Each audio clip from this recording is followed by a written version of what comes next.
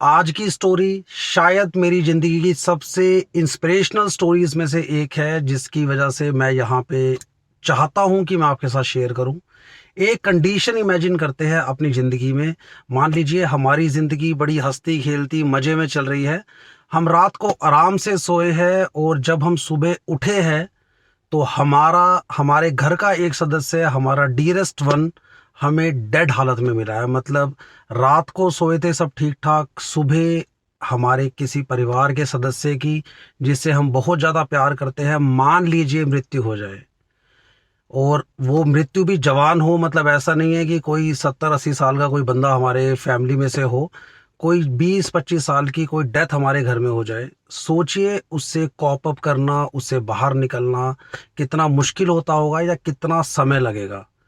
अभी आप बाहर निकले ही थे, 1-2 साल में उस सदमे से बाहर निकले थे कि आपके घर में सेम सिचुएशन होती है और एक नई डेथ, एक दूसरे मेंबर की डेथ जिसे आप उतना ही प्यार करते थे जितना पहली डेथ के जिसकी भी हुई है उसको करते थे, वो भी जवान मौत होती है आपके घर में।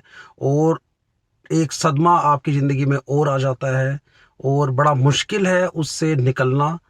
अभी किसी तरीके से आपने कोशिश की कि चलिए ज़िंदगी है, जिसने आया है वो जाएगा। ये सोच के आप वापस पटरी पे आने ही वाले थे कि आपकी ज़िंदगी में जिससे आप सबसे ज़्यादा प्यार करते थे वो तीसरा आदमी भी आपको छोड़ के चला गया। मतलब उसकी भी किसी भी रीज़न से मृत्यु हो गई। आप सिर्फ इमेजिन करें कि किसी के भी साथ, आपके साथ, मेरे साथ, किसी के भी साथ अगर ये सिचुएशन होती है तो इस सिचुएशन से निकलना कितना मुश्किल हो सकता है। 90% लोग डिप्रेशन में आ जाएंगे और एक स्टडी कहती है कि डिप्रेशन में अगर कोई आदमी आ जाता है तो उसे बाहर निकलने के लिए महीनों सालों लग जाते हैं और उसके बाद भी वो अपनी नॉर्मल दिनचर्या में नहीं आ पाता।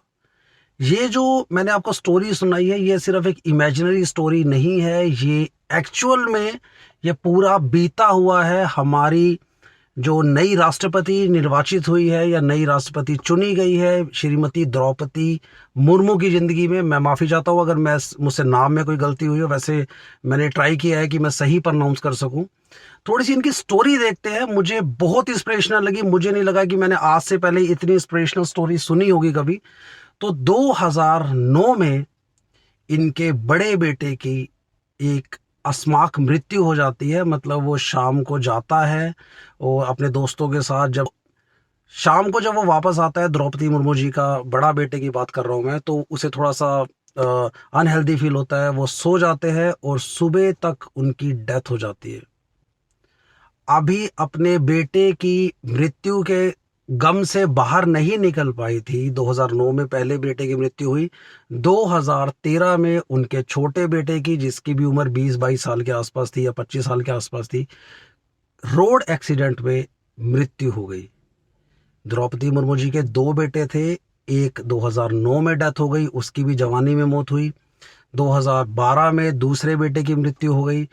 और इन दोनों की मृत्यु से, उनके दुख से अभी बाहर निकले थे कि 2014 में इनके हस्बैंड को भी कार्डियक अरेस्ट आया और उनकी भी मृत्यु हो गई। उसके बाद ये डिप्रेशन में चली गई। ऑब्वियस सी बात है, कोई भी जा सकता है। अगर आप, क्या मेरे साथ, किसी के भी साथ ये होता, सबके साथ यही होता। और डिप्रेशन में से निकलने के लिए सालों लग जाते हैं। 90% लोग तो बस यही सोच के गिव अप कर देते हैं कि नहीं, मेरी ज़िंदगी में भगवान ने यही लिखा है और मुझे ऐसे ही करना है। मगर वो बोलते हैं ना कि एक्सेप्शंस आर एवरीवेयर, और जो लीडर नेवर क्विट, वही एटीट्यूड था। द्रौपदी मुर्मू जी डिप्रेशन में चली गई, but still she want to fight. उन्होंने अपने जो नियरेस्ट फ्रेंड्स थे उनसे डिस्कस किया कि जो मेरी ज़िंदगी में चल रहा है वो इतना आसान क्या, बिल्कुल भी आसान नहीं है उसे कोप अप करना, but I want to fight back. तो किसी ने उनको सजेस्ट किया कि यू शुड गो विद आध्यात्म, you should go with yoga, या आध्यात्मिक ज़िंदगी में थोड़ा सा प्रवेश करें, आप योगा करें तो that would help you to come out from depression. उन्होंने ऐसा ही किया। उन्होंने ब्रह्म कुमारी जी के साथ उनके सत्संग में, उनके योगाश्रम में जाना शुरू किया और धीरे धीरे अपनी दिनचर्या चेंज करी, आध्यात्म की तरफ गए। सुबह 3:30 बजे उठ के योगा किया, अपनी दिनचर्या चेंज करी। एंड यू वॉन्ट बिलीव, 2015 में 14 तक उनकी ज़िंदगी कैसी चल रही थी। एक साल में कम बैक किया and she is become governor of Jharkhand. जिस व्यक्ति के जिस लेडीज की जिंदगी में पिछले 5 साल में 3 नियरेस्ट एंड डियरेस्ट लोगों की मृत्यु हुई हो, डिप्रेशन में चली गई हो, 6 महीने 1 साल में उन्होंने अपने ऊपर इतना काम किया कि 2015 में वो झारखंड की गवर्नर नियुक्त हुई। 2015 से लेके 2021 तक वो उस पद पे रही, अपना काम जबरदस्त तरीके से किया। जब 2021 में वो वापस उस पद से हटी, जो भी उनका कार्यकाल था वो समाप्त हुआ, वो वापस जाके अपने लोगों में, अपने आदिवासी लोगों में उनकी सेवा करने लगी। उनका काम किस तरीके से उनकी लाइफ को अपलिफ्ट किया जाए उस पर काम करने लगी। एंड यू वॉन्ट बिलीव, मैं कल उनका एक लेक्चर उनके एक इंटरव्यू सुन रहा था। उन्होंने कहा कि जब मुझे प्रधानमंत्री मोदी का कॉल आया है कि आपको निर्वाचित कर रहे हैं हम फॉर राष्ट्रपति पद के लिए, तो आप सोच भी नहीं सकते उन्होंने क्या बोला। उन्होंने कहा कि मुझसे कितना काम कराएंगे, I am happy where I am. This is called highest level of humbleness. राष्ट्रपति पद जो किसी भी आदमी का ड्रीम मतलब पोजीशन हो सकती है, हमारी इंडिया में उससे बड़ी पोजीशन नहीं है। जब उसके लिए उनको बोला गया कि आपको निर्वाचित कर रहे हैं, तो उन्होंने कहा कि मुझे जहां मैं हूं मैं वहीं खुश हूं, मुझे यहीं पे काम करने दीजिए। This is called humbleness. But finally Modi ji ने या सरकार ने कहा कि नहीं, हमें आप जैसा बंदा चाहिए, and now she is become the 15th president of our India. तो इनकी कहानी से अगर कोई इंस्पायर नहीं हो सकता, तो मुझे नहीं लगता कि लाइफ में कोई भी हमें या आपको इंस्पायर कर सकता है। यहाँ से हमें ये सीखने को मिलता है कि लाइफ में जितनी मर्जी प्रॉब्लम्स आ जाए, we should have solution, we should think about solution, we should never give up.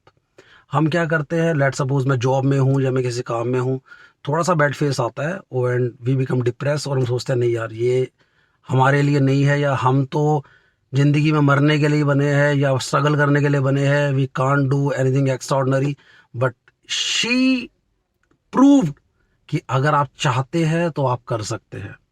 She inspired my life in deep, और मैं आज से कोशिश करूंगा कि जो प्रॉब्लम्स है उन्हें दूसरे तरीके से, सिंपल तरीके से हैंडल किया जाए, with never give up approach के साथ। आई पर्सनली सजेस्ट यू कि you must read the story of Shrimati Draupadi Murmu, और इसी तरीके से दूसरी वीडियोस के साथ, इंस्पिरेशनल वीडियो के साथ, मजे की वीडियो के साथ आते रहेंगे। Please subscribe the channel. Thank you so much.